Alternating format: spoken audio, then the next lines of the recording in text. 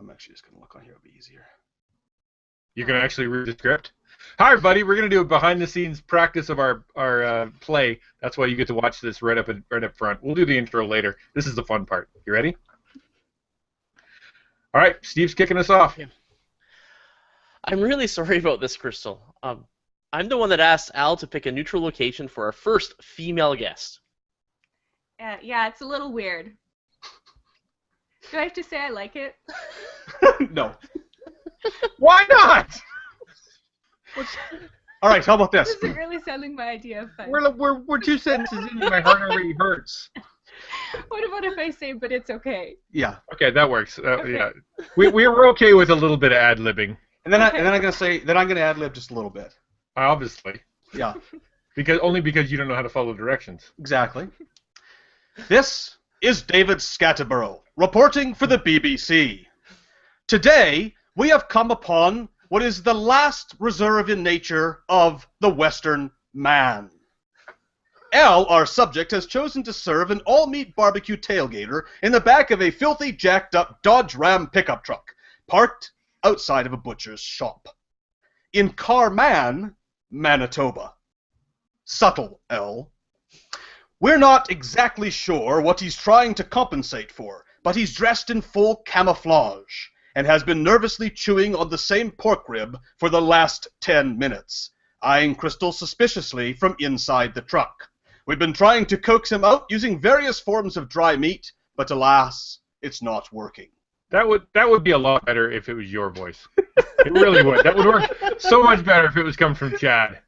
But that was funny. Come on. Not even. It works better the other way. Fine, I quit. I'm going home. I know you do. You are home. Steve's line. Okay. Al, get out here! I've told you a dozen times that Christel is very nice and would like to meet you. No. Yeah, Al. She's a cool person. You like her. You share a lot of similar interests.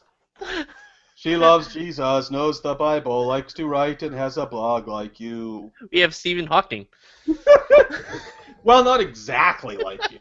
She does know how to spell and doesn't use the words vile. Better than your Edinburgh impersonation. But not as good as Sean Connery. She loves the church, and she's from Alberta, like you. Her husband is a cowboy, pastor, from Calgary, for crying out loud. I apologize to anybody watching this live. Oh, and she likes music too. She's a great singer and has a BA in music. I'm not going to say it, that's lame. I'm going to say she's a great singer and got through university on a song and a dance with a BA in fine arts. There you go. Actually, now that I think of it, you guys are like the yin and yang to each other. My writing was better. That's kind of scary. Why? I'm happy to be related to her. I'm not related to you. The fact that she's the yin to my yang frightens you. Oh, If you delivered the line properly, you would have understood that. let me look at it. Actually, Is it- now that what's my Christel, motivation? is this the first time he's ever seen these notes? Yes. Might be. Actually, now that I think of it, you guys are like the yin to each other's yang. Ooh, that's kind of scary. I'm almost related to you. Yeah, Crystal? Al, you can come out. I promise I'll be nice. Well, I'm addressing Al at this point. No, you're So it not. seems You're to be my No, you're not. addressing. No, I am. Oh, Her that's- husband is. Oh, and she likes. her. she's Then a- put her. Then relate it to her. Yeah, say her. That's an aside. Say her. Okay. That would make No, don't want Fine. to. That's Come kind on. of scary, considering I'm actually related to her.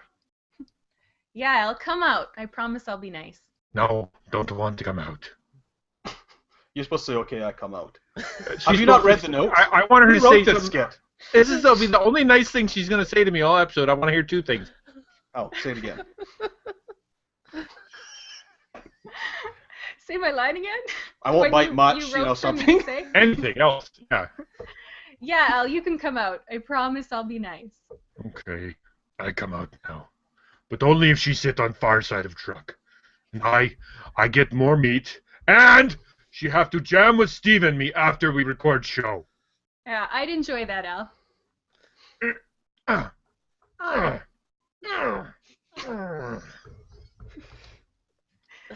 That'll make sense in post-production, I promise. Yes, I'm sure. That sounds like something else, just so you know. Sorry. They're very similar sounds. Yeah, that's why I'm laughing. I can get a flush. Okay. That's one of the new features Good boy, that Chevy's Al. including in all their trucks. Good boy, Al. Here's a piece of deer jerky I promised you. Oh, it's nice to meet you. Sorry, I was distracted. She hasn't looked at the notes either. You're destroying my art. She's cheating. She's got it on a little card over there. All right, try again, Crystal. You can do it. It's nice to meet you, Al. I look forward to our discussion. And then Okay, now we gotta do it good. All right, let's do it for real. Okay, this time for sure. All right. I'm really sorry about this, Crystal. I'm the one that asked Al to pick a neutral location for our first female guest. It's a little weird, but it's okay. Yeah, to give everyone the picture, we're in the last respite of the Western Mail. Al has chosen to serve an all-meat barbecue tailgater in the back of a filthy, jacked-up Dodge Ram pickup truck, parked outside of a butcher shop. We're in Carman, Manitoba. That's subtle, Al. We're not exactly sure what he's trying to compensate for, but I can tell you he is dressed in full camouflage and has been nervously chewing on the same pork rib for the last 10 minutes. Every now and then he eyes Crystal suspiciously from inside the truck. Now, we have been trying to coax him out using various forms of dried meat, but up until the moment, it has not been working.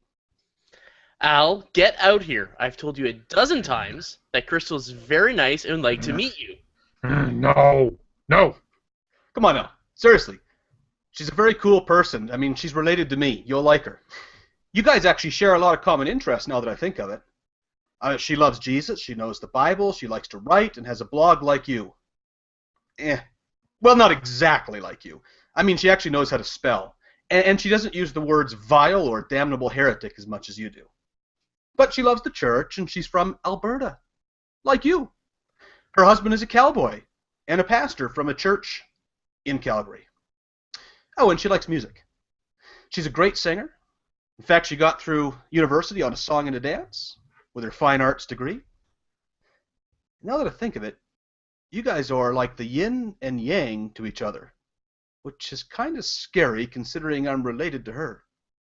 Yeah, Al, you can come out. I promise I'll be nice. Don't want to. Okay, I come out now. Only if she sits on far side of truck, and I get more meat, and she have to jam with Steve and me after we do show. I'd enjoy that, Al. Okay.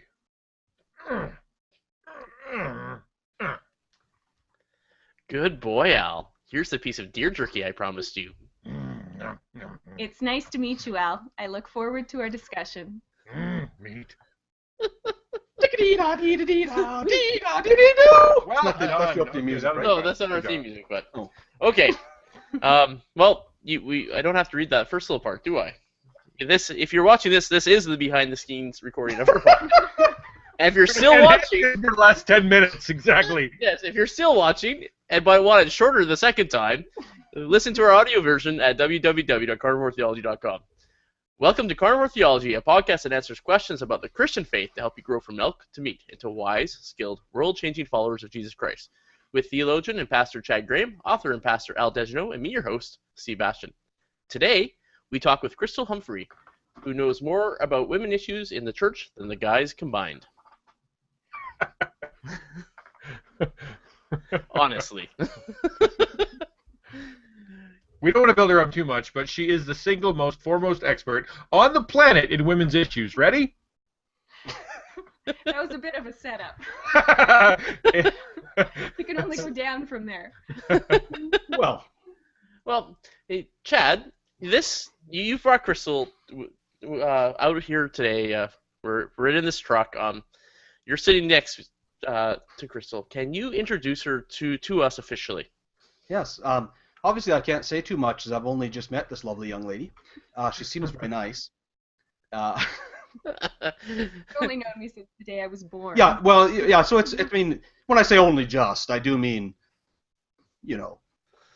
a few years. 34 years. Yeah, I wasn't going to say Did that. I just say my Yeah, age? no, I was. Yes, you I was, did. yeah, I was keeping that. Internet secret. wins! And this I is try to be polite. this is year 2015, so now it's permanently recorded. Christel is my sister and grew up with me, and she suffered immensely for it. But I think it has also made her strong and prepared to survive in a hard world. Suffering produces character. Suffering produces character. The last time that Christel and I were in the same home together was in our days in British Columbia and Prince George, and I went away to college, and Christel went away with my family to Calgary, actually to Okotoks. And I'm told that when they came into town, there was a couple of cowboys riding horses along the side of the road. And Christel noticed them. And she looked at my parents and said, "What kind of a place did you bring me to?" It would be just a few short years after that she would marry the cowboy of her dreams and move to a ranch. That's true. And so that is simply a lesson to see if you have any family members or friends that you find are getting tied into the liberal left coast or out east, send them to Alberta. A couple of weeks, we'll hook them up with a cowboy and all will be well. So this is your redemption story. Yes. Okay. Christel's very smart. She did go to the University of Calgary, where she did receive a fine arts degree and do very fine at it. She's a wonderful dancer and singer, and she blogs some very tremendous and helpful blogs that my wife and I have read, and that a lot of our friends have read and said many nice things about, which it pains me to do, but I should. She's been recently featured on the True Women blog, Focus on the Family, the Center for Biblical Manhood and Womanhood, and what's the name of your blog? Foretaste of Heaven. Foretaste of Heaven. Blogspot.com. Foretasteofheaven.blogspot.com. I only read them through the Facebook link. It's like, I made a new post, so I click on it. So I don't actually know what I go to for the URL. Anyway, they're great. I recommend them to my church. I recommend them to our listeners. And so this is Christel. You'll notice, however, though, disappointingly, she did not go along with the program like our last guest and wear a beard. And with that, I think we probably do need to run her through the meat grinder to see if she's worthy. I'm a little concerned about the meat grinder, though, because it's kind of calibrated for bearded men, and I don't know exactly what's going to happen to the computer when we hit the go button. It's going to be really interesting to see how it calibrates for her. It's going to be interesting, okay? But here we go. Are we ready? Are we ready for the meat grinder? Yeah, by the way, she doesn't know anything about this meat grinder. We're kind of dropping it on her. She said today, wait, what is this meat grinder? Really? You gave her no prep whatsoever? No, This is awesome. Awesome. Okay. All right. That's perfect. Okay. So, Christel, we have to evaluate if you're worthy. So I'm going to read this off to you. Welcome to the meat grinder. This is the biblical knowledge and personal integrity examination to see if you're worthy to speak in authority to the Carnivore Theology audience. You'll be asked a series of questions of your personal beliefs, things that Carnivore Theology finds important, and a dissection of your theology. The rules are: you must answer honestly and quickly. Indecisiveness will be seen as weakness, and you will be judged. This is terrifying. Do you do this to all of your guests? Every single one. Yes. Now, in the background, what you're going to hear is a whole lot of epic music, like dong, dong, dong, dong, dong, dong, dong, dong, dong, and it'll be all. So get that in your head, the most epic music you can think of. You're really, really worked up, but take it easy. We'll be all right. It's meant to be fun. Don't be nervous. It's hard. It's scary. And we could turn it off. Edit answers out after. No. No. But if you get it wrong, we'll turn off the podcast. Okay. Fair enough. It is an integrity examination to see if you're worthy. Okay, are you ready, Christel? Okay, I'm ready. Okay, number 1. Luther, Calvin, Piper, or L. Ron Hubbard? Calvin. Your preference, beard or no beard? My husband has no beard, so I'm going to say no beard. Sorry, guys. Clint has ruined the podcast. Oh, man. Is it because Clint can't grow one? Let's just leave it at that. Next question. No. I would say more, but I feel like I would just get myself into trouble. We love you, Clint. No, he looks good with a beard, too. Actually, I I might think I've seen change him that that way. preference if he starts to grow a beard. I was going to say, you mean better. You don't mean good. You mean better. I know Better. exactly what you mean. Message to Clint. Grow a beard, man. Carnivore Theology, bringing up the truth about women's issues. Okay, number 3. Communion. Wine or Welch's grape juice? Oh, you guys. Grape juice. Number 4. Will there be bacon in heaven? Well, there is feasting, isn't there? So why not? Nice. Okay, number 5. Pick one book other than the Bible if you could only pick one. I don't know. Who's that by? By indecisiveness. I think you can find it on Amazon.com. Kindle edition. It's forthcoming. It's too much pressure when there's one book. Quick, pick this one. It's good. Yeah, what's this one? I don't know who this is. I don't know who Renee is, so I'm not going to say that one. Crystal loves Karl Barth's latest. Okay. No books? I'll think about it. I'm a slow thinker. Crystal doesn't read. I do like books. Okay, we'll go ahead. Number 6. What is your favorite kind or type of art? Music, dance, painting, hand puppets? Music, Okay. I would say, not hand puppets. Okay.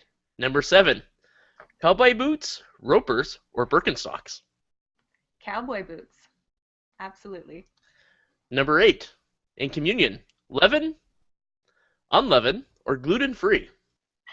Gluten-free, I would say. So now Okay, you're all now- making stereotypes, I know, yeah. There's a lot of celiacs in our church. Right. Are there really? Yeah? Okay. Number 9. We need the dirt.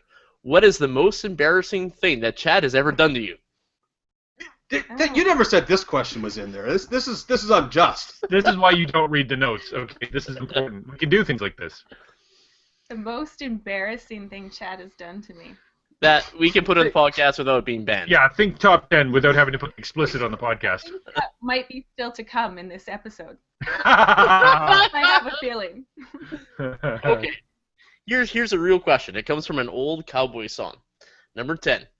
If 3 men dressed up as cowboys got into a cab of a single cab truck, and only one of them is a real cowboy, how would he tell which one is the real cowboy? Are they all dressed up like a cowboy, you said? They all look like cowboys, but only one of them is the real cowboy. Where would he sit? Oh, where would he sit? Oh, in the driver's seat. I was going to say he has manure on his boots, but Ooh. cow manure. Okay.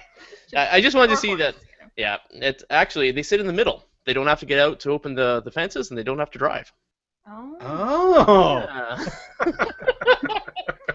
Okay, Al.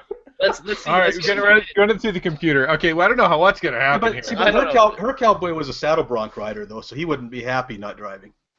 My cowboy likes to be in the driver's seat, so that's what I'm going off of. Yeah. All right, let's go through the computer and see what it says. It's a bad graphic in the end. Yeah. Well, I think we have to keep going anyway. The computer exploded. Oh. I don't know what happened there, but we're going to assume that she made it past, and she was unwilling to embarrass her brother publicly, and she converted to beers live on the podcast. So Yes, I that's very true. And the pressure is now on Clint because all of our thousands of listeners are going to be emailing him, phoning him. Remember, go to his website, calvarygrace.ca, and send a message into the pastor saying you ought to have a beard. In fact, if you get his picture off the website and then add a beard to it, and then email it to him, he'll be able to be inspired to see what he would look like. Well, that's a good point. Feel free to use mine. It is. That was a very nice It's beard. moderately good beard. Al's. Yeah. Okay. You know, all joking aside, you know, we really want to ask not you gonna happen. about some of the important issues that kind of be in our culture around women's issues. And I know Al has a big question. He's rocking back and forth right now. Okay.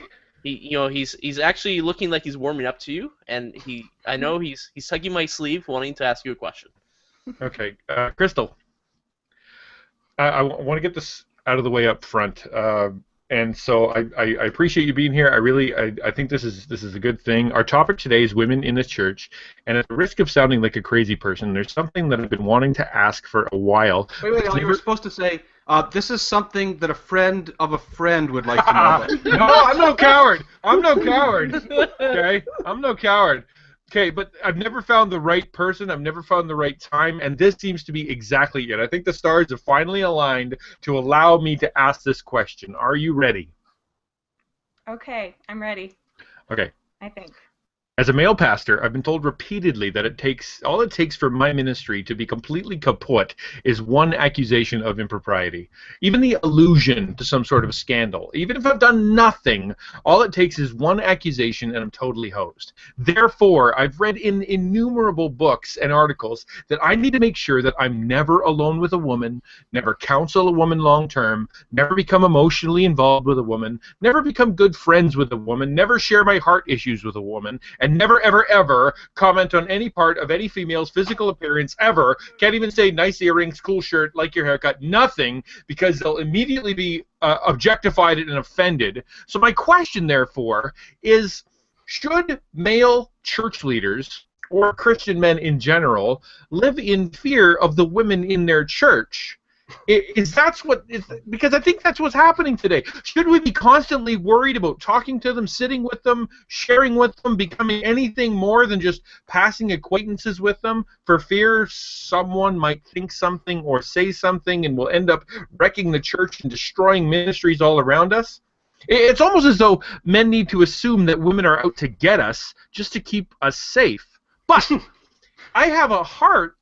In my heart, I want to care for all the people in my church, and I know that before a woman will open up about their struggles, accept any kind of pastoral care, they have to feel loved and cared for and befriended and needed and safe around their pastor, safe around their small group leader, or whatever. And I think there's a lot of confused men out there, me being the chief most, pastor, elders, deacons, ministry leaders, who want to be good Christian brothers and sisters, or Christian brothers with their sisters and daughters in the faith, but how the heck are you supposed to do that? Okay, yeah, so there's a lot of parts to that question. You say it's a two-part question. Yes, Al should be afraid of women specifically. All other men. Can't I just give you the answer to your question? Well, okay. All right. It's not an easy question. Some of those dynamics between men and women are difficult to figure out. First, I don't think you need to feel pressure to be best friends with the women in your church, so take that burden off your shoulders. You shouldn't be emotionally available to them in the same way that a husband would be to his wife. If you do that, it would just cause misunderstanding and confusion. But I do think pastors should know who the women in their church are, so you should, chat with them on a Sunday morning and generally have a friendly and approachable demeanor, so women aren't intimidated by you. Jesus and the apostles used familial terms to describe the relationships between men and women in the church. So I think if you think of the women in your church as your sister or your mother or your grandmother, you're on pretty safe ground there. With married women, which is probably the majority of women in your church, inclusivity is key. So be friends with both the husband and wife, and I think it's wise to be cautious of exclusive interactions with the wife, like email, Facebook messages, phone conversations, and that way there's no misunderstandings. I think it's also wise to be cautious in counseling situations, like you said. My husband's a pastor too, and I think just for a number of reasons, it's wise when a woman's feeling weak and vulnerable to take precautions. Maybe just having another woman in the room while you're counseling is all it takes. But in Scripture, there are examples of men and women working alongside together in ministry. It's not like men and women have completely separate lives in the church. There's an intermingling of life and ministry. For example, Paul speaks of two women, in Philippians 4 as those who have labored side by side with him in the gospel. In Luke 8, it says that a group of women traveled with Jesus and his 12 disciples to different towns and villages, and they provided for them out of their own means. So in the Bible, there's examples of men and women working together in ministry. So it is possible and presumably a good thing, but it's not always easy to figure out those dynamics. No, it's super not easy to figure out. I mean, I really appreciate the deaconesses in our church, and I appreciate the women because they do most of the work in the church, to be honest. And it's hard to get the men to be involved in the church. It's one thing to be involved in like their things outside the church, but it's hard to get them involved. And I feel this draw to want to minister to everybody, including the women. It's this subculture that makes it's scary. So I guess can you answer this question? In the past, as you've grown up in the church and you've grown up as a Christian woman within the church, how have you felt the interaction and the ministry of male elders or male Christians in the church to you specifically? Has that been something that's been like, that's weird, I usually hang out with the women, or this is this has not been a great thing, or have you had really good men who have figured this stuff out? I would say I've had pretty good pastors. I've never been like super close and having heart-to-heart with my pastors, which not even now? Which I think, well, yeah, except for right now, my pastor is my husband, so we do have a lot of heart-to-heart. But even before Clint was my pastor, but I think there's sort of an affection, like a daughterly or sisterly, depending on the age difference, where there's a warmth and you engage with each other, and it's not like you're scared. I think sometimes when men are overly afraid of objectifying women, they make the women feel objectified, because as a woman, if a man can't like come and talk to me and make eye contact and engage in small talk, then I don't feel like he's able to engage with me as a person. He's just struggling and seeing me as an object, if that That's makes me, sense. because that'd be all over the place. Honestly, I'm super concerned all the time, because I think I've read way too many articles and seen too many guys flame out and too many pastors explode. And it's like I don't want to do that, and I really want to respect the women, and I want them to be comfortable around me, and I don't want to be like creepy, and so therefore I don't want to say anything, but at the same time I want to come across as loving and caring, but at the same time I can't be too loving and caring, and so I'm just I find it incredibly difficult to be able to run that balance of trying to have a conversation in the church that leads to something meaningful, that allows the relationship to be built, and that person to know that I'm available for them for prayer, for caring, and to actually care about what's going on in their heart. Because I think I've just seen way too much stuff in the media and around that says, warning, warning, warning. Mm-hmm. Well, I don't think you have to feel like you have to have this big heart-to-heart with each woman in the church every time you talk to them. Like if you are able to engage in small talk, remember something about their life, to ask them about like the little things. That'll make them feel cared for and seen and heard in your church, I think. Well, let me ask you this question then. Generally across the board, do women really see conservative churches and their pastors as generally chauvinistic and oppressing of women? Is there a culture out there of women that that when they look at the church, I'm from a small Baptist church, do they see it as basically chauvinistic and oppressing of women? Or do women see the church, or is that just basically like weird news stuff and then people are blowing this up way out of proportion? Yeah, I can't speak for all women and all conservative churches. No, you have to. Why not? I thought you were part of the special you here. Yeah. You have one job. Maybe you can make a few phone calls and get back to us. Yeah. But I can speak to my own experience. So I belong to a complementarian church, and by that I mean that only qualified men are elders and pastors in the church. And we get this idea from passages such as Titus 1:5-9 that lists elder qualifications, and a man is clearly in view. It's a man above reproach and the husband of one wife. Also, 1 Timothy 2:12, Paul says, I do not permit a woman to teach or to exercise authority over a man. And this is in the context of the church gathering, so it's clear that women are not to be taking on the role of an elder. Also in marriage, the husband and wife have different roles to play. The husband is given the responsibility of headship, and the wife is to follow his lead. So Ephesians 5 is an example of that. So for myself, in a complementarian setting, I have not felt oppressed at all. I would say that I've even flourished in this setting. I think that God knew what he was doing when he made these guidelines and distinctions, and it's a lie to say that God has something less for women just because they're not elders. So there are differences between men and women, but this doesn't undercut the equality of men and women. And by that I mean that men and women are both created in the image of God, and that we are equal in value and worth. Galatians 3:28 says we're spiritual equals. There's neither male nor female, but all are one in Christ Jesus. Women are co-heirs with Christ right alongside the men. And this tone of equality is felt in my church. So no one treats me like a man. I'm not interchangeable with the men in my church, but I am treated as an equal with the men in my church. That sounds good. That sounds like yeah. a good thing. Yeah. Have you met any of the women that kind of don't believe what you believe? That you're Oh. basically a sellout to the feminist cause? Of course. I mean, and there are situations where there are abusive dynamics going on. So, I mean, I think there are both extremes. And so we need to be careful when we speak of, complementarianism, that we define, I think, what it is and, Yeah. and also what it's not. So it's not man-centered where everything's about the men and the women are all subservient to them, right? So making that distinction. So yeah, I mean, there's a lot of women that would disagree with me on that. Some because they are in abusive situations, and others just because they don't like what God's word says is God's design for men and women. So, well, are you feeling somewhat more comforted now? I am a little bit, yeah. I'm starting to calm down. I've been breathing into a bag a little bit over here, but it's, you know what, it's all right. I appreciate you being gentle with me and through my questions. And I've met a lot of wonderful women in the church, and they've all been super nice. And it really seems to be all these women that these articles are based on. Most of the women I've ever met are super great, like you. You're super great. So it's good. Thanks. Thank you very much. Okay, Chad. I mean, Al, can you let go of my hand now? Al, how about this? Let's just say you've come to the confessional now and given your questions. We'll say, we absolve you. Go ahead and say 10 Hail Marys to a woman, and then go and make friends with a young lady.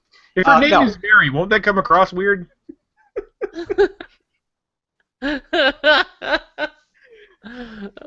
All right, let's take this in a little different direction.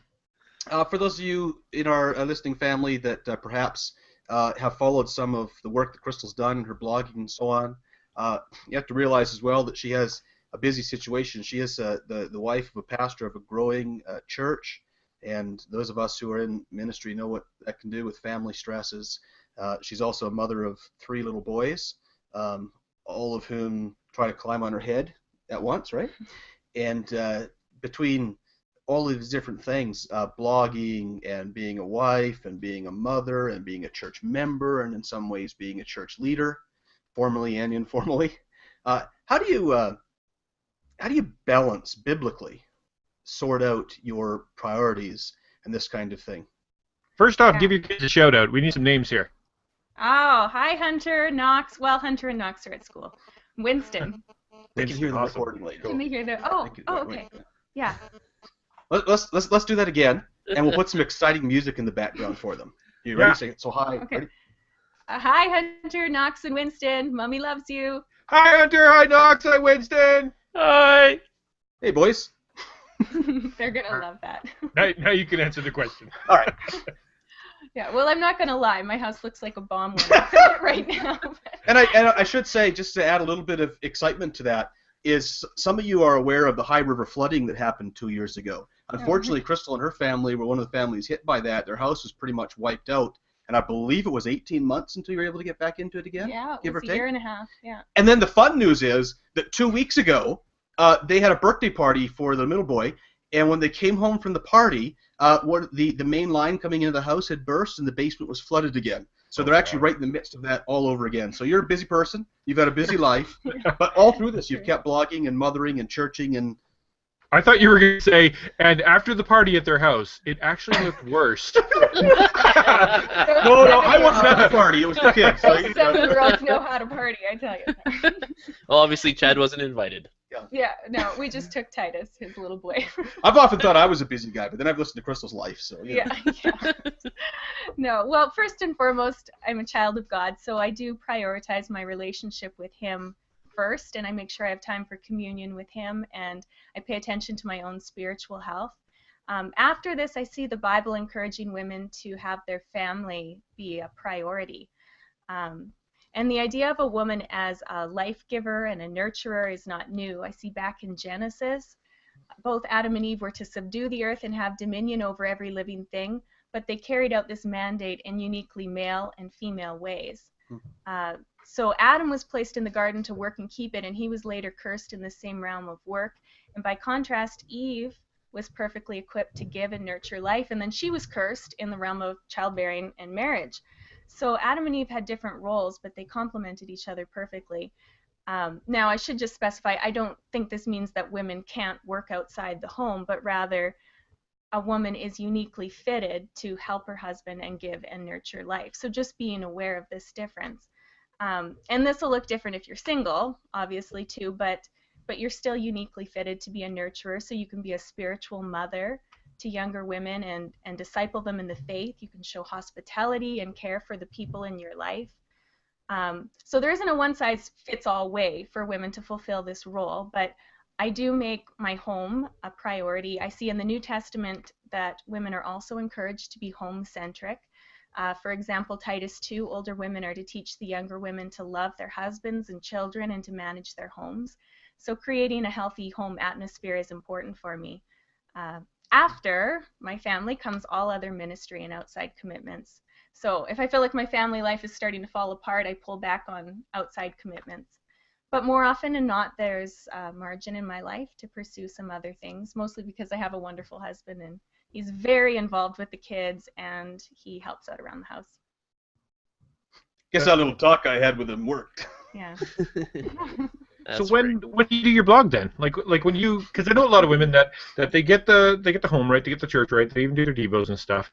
But when it comes to actually serving in the church or pursuing their own interests and stuff, they get a little confused. They're like, well, I don't know if I can just take time away for me, because they're very service oriented to their friends, to their family, and and taking time for them to actually sit down and write or to sit down and do their thing is that they feel guilty. So how do you do that and then not feel guilty? Yeah, well, it's not easy to figure out, and I think it's really different in each situation because it depends on your husband as well, how busy he is or how much he's able to be involved in your home life. I think that's a big factor. As well, the stage that your kids are in. Like, when I was in the baby, preschool, or toddler stage, there's no way. Like, I couldn't find the time. I was so exhausted I couldn't even make a sentence, But my kids are getting a little bit older. 2 of them are in school. So I do find I'm able to carve out some time, and it's not easy to figure out, but I think there's margin. As long as there's health in your home and the essential things are getting done, then you can carve out time to do some of these things. Cool. Yeah. I have a question a little more directed at in the church. You said you create margins at home and your life to have time, but what would a good and godly, helpful women's ministry look like? And to contrast that, what would a bad women's ministry look like in a church? Yeah. I don't feel like an expert on this one, but I do think... well, can we rephrase the question to be something like, for you, what would a good, helpful, godly ministry look like that would actually help you? And what would a bad one that you've seen before, what has a bad one been like? You know what I mean? Right, yeah. Mm-hmm. I think a bad women's ministry looks like a bunch of affinity groups where women in the same stage of life get together to talk about similar interests. So maybe like a fitness group or a young moms group or a crafting group. Ooh, I want to be part of that club. That sounds like fun. Well, and these aren't bad things in and of themselves, but I think we should call it socializing and not women's ministry.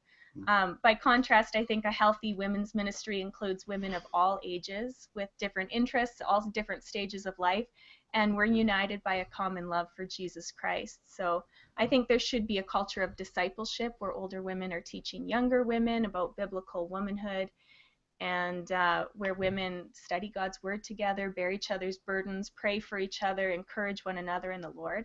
So I think this can take a lot of different shapes depending on your church situation, but if the basic fundamentals are there, I think that's what's important. Do you have a what? Yeah, go ahead, Al. Do you have a woman in your life right now that's mentoring you, and are you mentoring someone yourself?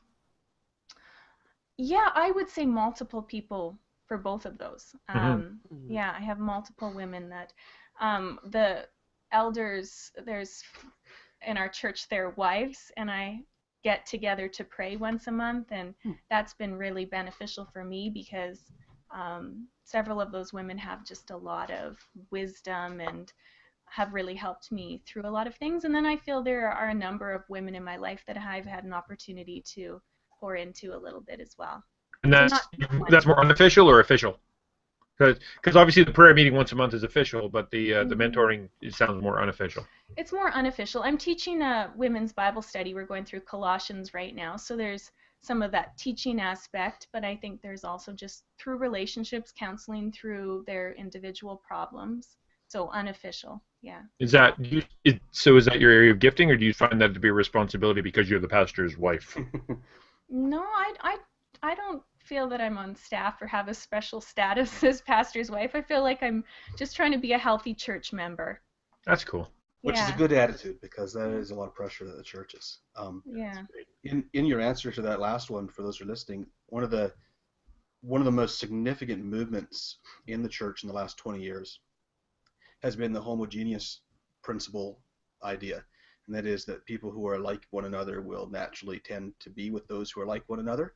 So if a church is to be successful, its programs, maybe the entire church, we're told, actually ought to target specific affinity groups.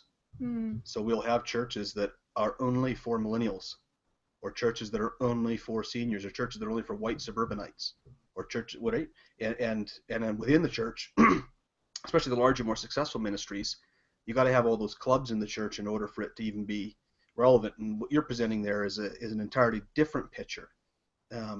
So from what you said, and from what I understand what you're saying in your earlier presentation, we share a role that God gave us, men and women, right from the garden. And there's kind of a distinctive masculine perspective and a distinctive feminine perspective, but it's one mission. And it's a shared thing, and our churches need to reflect the unity of the human race and our mission as children of God in that as well. So just in thinking through, it's just a follow-up on that same idea. Do you think there's, because there is those distinctive perspectives still, do you think that there is a need for a distinctive women's ministry, or is that even in itself already gone too far, or is that one of those helpful things that can help us to be better together? Well, I don't think technically you could get by without one. I mean, you get preaching and teaching from the pulpit and help that way. I think it is helpful to have one because there's that Titus 2 idea of older women teaching the younger women, and they can hear it from the pulpit, but it's a whole lot easier to hear from an older woman who does it to submit to your husband, say, than, so there's some, and they can speak into your life maybe a little bit more. So I think it is helpful to have women teaching. And that's a good distinction too, because the Bible never tells us to have suburban white fellowships, but it specifically tells us in Titus 2, for example, to have a women's ministry, whether informal or not. There's two very big differences between the consumer-minded, model of saying, okay, we have to target this group because then we will, scratch their itch, and then they'll come in and they'll give us time, energy, and money, versus, the way that discipleship works generally among humans is this. And I think Scripture addresses that rather than the goofy consumer-minded model that we've come up with in church. I do have a question, though. I was reading online, and it turns out feminism is still a thing. I've been hoping for it to kind of blow over, but it seems to be hanging in there. So what is the best way for a male preacher to address feminism from the pulpit so that women will actually listen and not assume that he's trying to tell them to be barefoot and in the kitchen? So, and alternatively, not just as a pastor or a preacher, but how can how can a man actually talk about feminism and the issues of feminism in a way that it doesn't sound like they're saying, no, you woman, get barefoot and in the kitchen immediately? Is there a middle ground, or is that door totally a mess? Yeah, no, I think pastors just need to preach the Scriptures faithfully. There you go, Al. Wham! Simple, really. Drop the mic right there. Boom. No, but you can't go too far in the Scriptures without coming to a passage that discusses gender differences. So, I think if you're faithfully preaching through the Scriptures, then feminism will be addressed by the Scriptures themselves. I think it is helpful if pastors are aware that most women in your church will hear inequality when you say role differences. Feminism teaches that men and women are the same and essentially interchangeable. And in our culture, a person in leadership, the boss, is qualitatively better than those under them. They're more important and valuable to the company, and it's a hierarchy. So the higher like up Steve is to Chad. like what? Like Steve is to Chad. Like, yeah. More important than me. No comment. Yeah. Okay. It's the beard. If you look at the beards, the beard you can see maybe makes that him Steve higher has up the most ladder. glorious Is beard. that- yeah. Al has sort of a medium beard, and mine's a little. You guys have a whole hierarchy going So we have a on. hierarchy. I don't know if beards. that's biblical. That's got to be biblical. We call Steve Steve is the most right Reverend Archbishop. I'm just a humble elder. Yeah. So anyway, in the world, the higher up the ladder you go, the more important you are. But the church, it's a different story. And my husband said from the pulpit on a number of occasions, the church is a complementarity of roles, not a hierarchy of status. So the elders in the congregation have different roles to play. The elders, their role is to lead the people, and part of the congregation's role is to follow, but no one's higher up the ladder. All are equal valued members of the church community, and we all have an important role to play. So I think it's important for pastors to preach role distinctions, but also equality. Just so because there's that worldly idea out there that people will instantly think you mean when that's not what you mean. Also, I know you asked about preaching, but I think a pastor's words and actions outside the pulpit also speak loudly. You know, are they dismissive or condescending toward women, or do women feel supported and valued in their church? Do women feel like they have a voice? Are there opportunities for women to lead where appropriate and to grow in the Lord? And so this all makes it easier for women to hear and accept what you're saying from the pulpit. Appreciate that. Thanks. All right. Now, as you know, Christel is a woman, and so obviously could only possibly speak to women's issues. In fact, the only reason anyone would talk to her would be for that. Yeah, she said the word Bible, and I just tuned right out. But since we actually don't believe that, and Christel has showed us some good insight into thinking, through Scripture and thinking through the way we ought to live. There's a lot of wisdom that we can all take home for this. But one perspective that maybe that she can bring, that it goes back to that perspective issue. We're looking for the same kinds of things, but from a more feminine perspective, would just be to think about what kind of messages young women in our church, in your opinion and from your experience, what do they most need to hear today from the church? Mm-hmm. I think women in the church today need to understand what it means to have their identity in Christ. When you become a Christian, it's not just about getting into heaven. Christ transforms your life, and you have a new self. You're a new creation. So we don't have to prove our worth, if that makes sense. Women long for something, I think, to distinguish them, or to give them a sense that they're worth something. And we all have different standards by which we measure our worth, and for some it's the success of your career, or how well your children turned out, or maybe it's how you look, or how skinny you are, or how many Facebook friends you have, or whether you have a man in your life. So the list could go on and on, but God has something better for women than these artificial standards, and Jesus gives us a new identity and a new status before God. So we're no longer enemies and separated from God by our sin, because Jesus paid the penalty for our sins and declared us righteous. And Christians are also adopted into God's family and beloved children. So we have this privilege of being co-heirs with Christ. And I don't think we can even begin to comprehend these spiritual riches that we enjoy in Christ. But I want women in the church to know that this is who they are.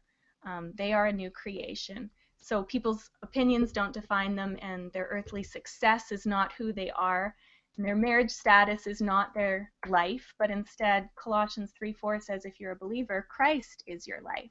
So this is your new identity. Our purpose isn't to make something of ourselves in front of the world, but rather to give God glory with our life and to serve Him. So I think it's important for the women to understand how the cross intercepts with their day-to-day lives.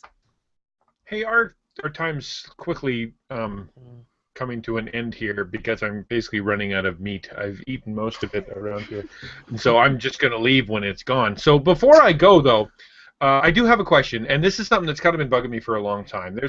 We've already talked about how a lot of men have checked out, especially under the age of like 40, and one of my ideas is because the church has been so feminized.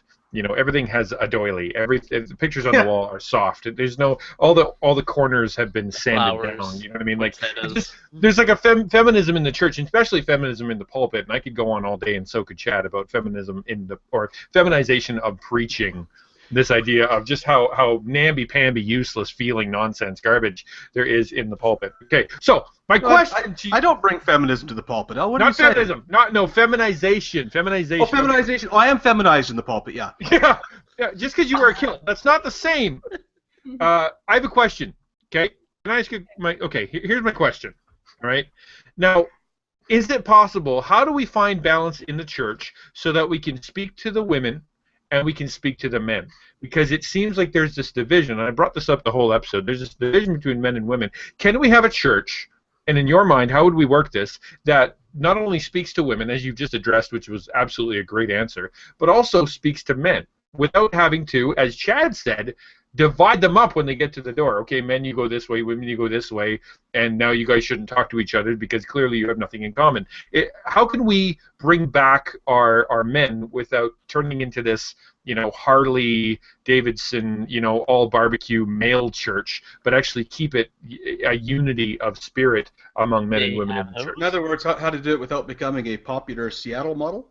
I know exactly. How do you not go full Mark Driscoll craziness or cowboy church with only with Harleys and all the rest of that stuff? And I've seen Harley church and all the rest of that weirdness. So that seems to be this reaction to the feminization of the church. Can we find a middle ground? Is there a way to do that? Have you thought about that at all? Yeah. I think first we should just say that if there are a lot of women in the church and they're growing in godliness and coming to Christ, that's something to be celebrated. Maybe that seems obvious, but it's not a bad thing. Women can influence. That's why we need this feminine perspective from time to time. There's too many women here. We need to do something about this.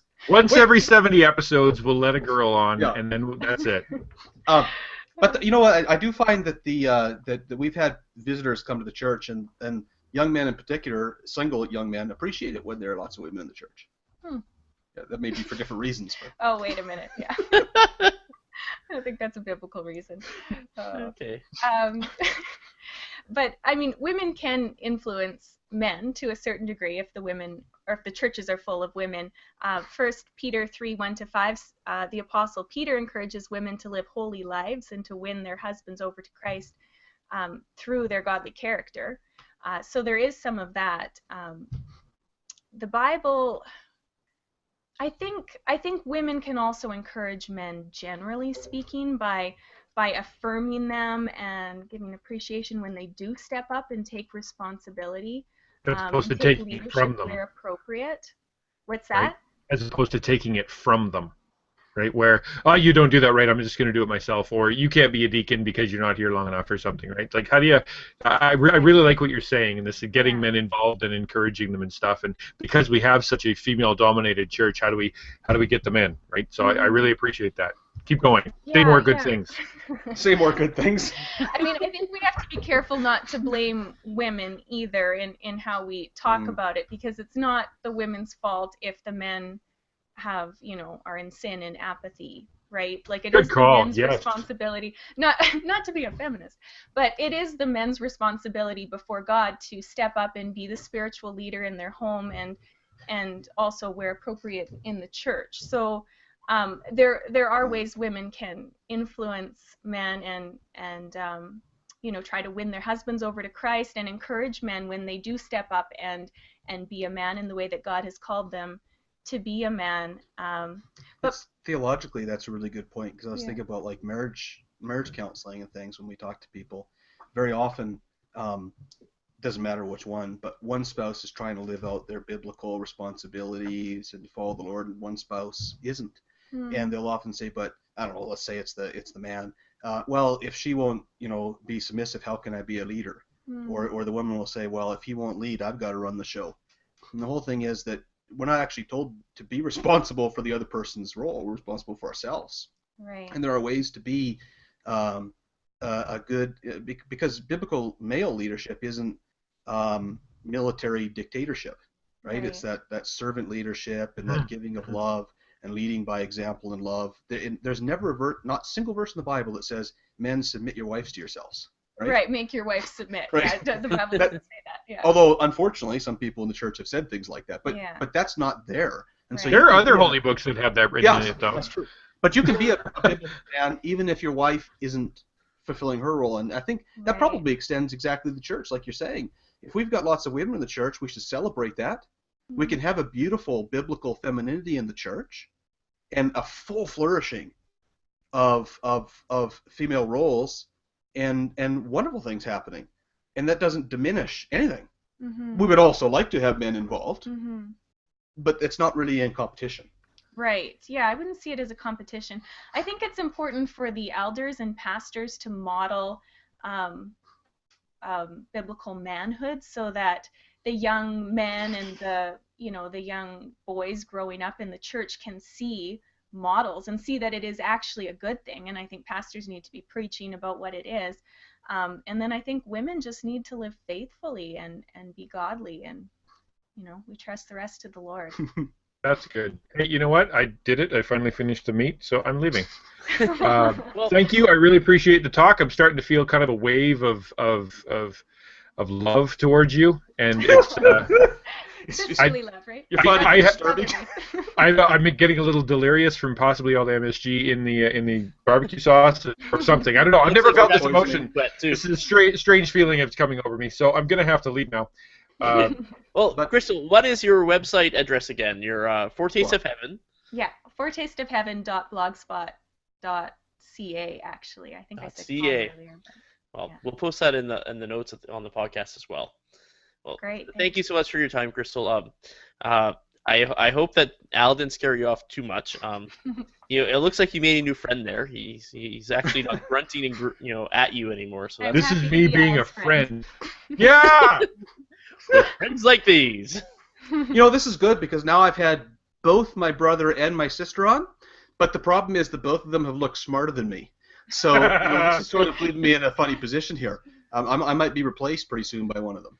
Yeah, next week we're going to have your children on, and it'll still be the case. That's pretty smart. I saw that big bag of books she was reading. Yeah, we could. Yeah, that might be the end of my role. I kind of my daughter owns me.